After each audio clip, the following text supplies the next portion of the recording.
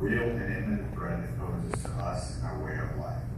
Many experts agree the next war may not begin with a bang, but instead a blackout.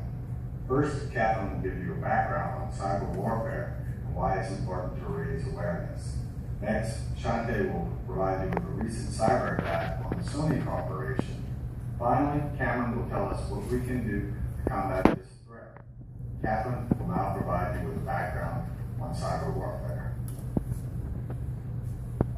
Good morning, everyone. As Sean mentioned in his introduction, I'll be going over the background, giving you a definition for cyber attacks, as well as explain why it should be our top priority, and we'll also go over the motives for these types of attacks. First, what is a cyber attack? There are several different definitions, but in the simplest term, a cyber attack is basically an attempt by a hacker to either damage or destroy a computer network or system. But why should it matter to us? Why should the United States continue to spend millions and billions of dollars to combat cyber crime? Well, in order to do so, we need to look at two different things. The first is the changing face of the hacker. In the past, we've viewed hackers as simply teenagers creating mischief. But in today's society, modern hackers may be part of an organized crime group, or they could be highly trained military personnel. Also, these individuals, hackers, are highly trained, they're highly motivated, and they have the skills to create widespread damage, critical damage, globally. Another reason why is our dependence on the internet and computer networks. The United States is highly dependent on the power grid and computer networks to deliver our natural gas and oil, to pump and supply our waters, to operate our transportation systems, as well as keep track of our money. It's all for these different reasons why cyber attacks, it should be a national priority. Now, another reason that cyber attack is an important issue has to do with the motives. And so to get a better understanding of this topic, I will go over 5 different motives for cyber attacks. The first is to create financial loss. A lot of these hackers will attempt to gain access to gaming networks as well as casino websites to steal funds. And also,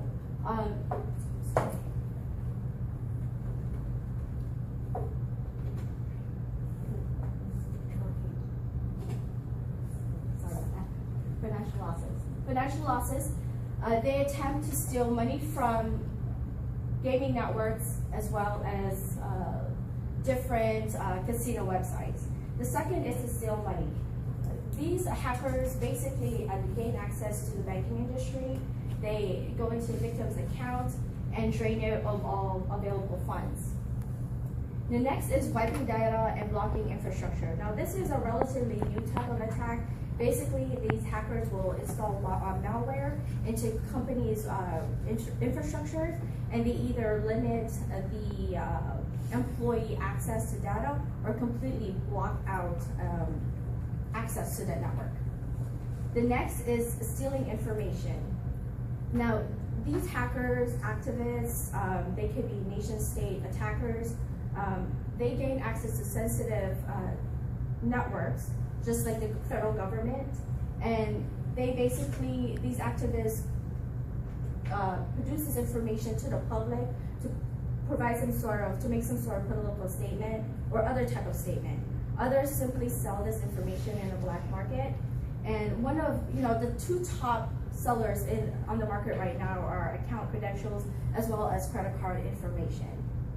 Now, the final motive is to damage company reputation. I think a recent example of this is an attack on Sony. Basically, hackers will gain access to steal information and attempt to damage that company's reputation, as we've seen in a Sony incident. Now I'll turn it over to Shante, who will go over the Sony incident. Thank you, Catherine. Hi, my name is Shante here. I will be discussing the Sony Entertainment picture hack. Sometime in November of 2014, malware was posted on Sony's computer. Around November 24, 2014, Sony discovered that they had actually been hacked. Sensitive data information was obtained from their computer system. Sony instructed their employees to go ahead and remove all internet devices, shut down the computers, and focus on landline phones. The information that they obtained was sensitive information from their former employees and their employers. It was social security numbers, which was about 47,000 social security numbers have been obtained. Medical information from their families and the employers. Email addresses, private email information from their addresses, and medical information. And Sony employees eventually started suing because they felt that Sony did not protect their data. Now, the film, the interview, it was a company plot against Kim Jong-un, who was the North Korean leader. It was a company plot that the hackers of GOP, which are the Guardians of Peace, targeted Sony to keep them from releasing on December 25th. And they threatened to hack more information from Sony in order to prevent them if they didn't cancel the film. As a reaction to the film, the hackers and Sony, as a reaction to the hack, Sony ended up threatening the media, who, if they did not stop covering the hack, they threatened to sue. And they ended up also threatening a lawsuit against Twitter if they did not stop showing, if they did not suspend the accounts for the hackers and anyone that were posting hack material online. Now I will be turning it over to Cameron Hunt, who will be discussing what we need to do. Thank you, Shantae. As stated, my name is Cameron Hunt, and today I'll be speaking to you about what you can do about the cyber warfare crimes. I know the question now is, well, these are crimes that are taking place all day. What can I do about it to protect myself or my business? Essentially, there's nothing you can do. As Catherine stated earlier, this is no longer teams trying to get involved in mischief, but now these are highly trained professionals who are hired, recruited, and paid for the sole purpose of hacking and obtaining classified information.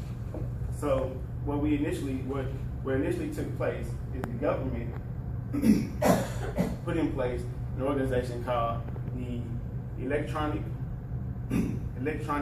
Criminal Task Force. So what they do is they monitor and locate international electronic criminal crimes, bank frauds, and data breaches via the internet. So till today, there have been 100 million arrests that have taken place from this, which accounts for roughly 600 million in revenue. Another thing that can be done is the Stop Think Connect program. So the Stop Think Connect program was launched in 2010 and is essentially a source of resources that multiple entities that can help people from grade school all the way up to past graduate. They pass along resources to individuals, small businesses, government entities, and law enforcement agencies in order to help them provide other means of protecting themselves. If you go to the Department of Homeland Security, they have a link on there called Stop Think Connect, and there you can find their toolkit, which will help you, as well as your business or any other aspect, protect yourselves from these constant hackings. Finally, there are a couple of organizations. I know some people in here said that they work for some nonprofits, and if you do some further research into your nonprofit, they might also take place in passing the resources of Stop and Connect. For example, the YMCA and the Boys and Girls Club of America and Girl Scouts also take part in passing along these resources to people of the community. Now I will pass it back to Sean electronically, and he will close us out. Thank you, Cameron. In summary, Catherine opened our eyes to the growing threat of cyber warfare and the concern for our security and the need to raise awareness. Since the United States leverages the internet more than most countries in their business and governments, cyber warfare has deeper effects on us and is the #1 danger to our national security. Shantae provided us with a recent example of a cyber attack on the Sony Corporation and how not to handle it. Perhaps a better way for corporations to handle this emerging threat is to be transparent with the public about the situation, work with law enforcement and cybersecurity experts to remedy the situation. This is how Chick-fil-A is handling their recent breach. Cameron made us aware there is no quick solution to combat cybercrime, and the people performing these attacks are now sophisticated professionals, even some sanctioned by governments. The Stop, Think, Connect program is a good start for all of us to do our part, but more can be done. For example, not storing your credit card information online for future business payments is simple. While it's very convenient to store this information for future transactions, it's there for others to possibly take. Only by working together can we handle this new threat of cyber warfare. This concludes our presentation, and we will now open the floor for questions. Thank you.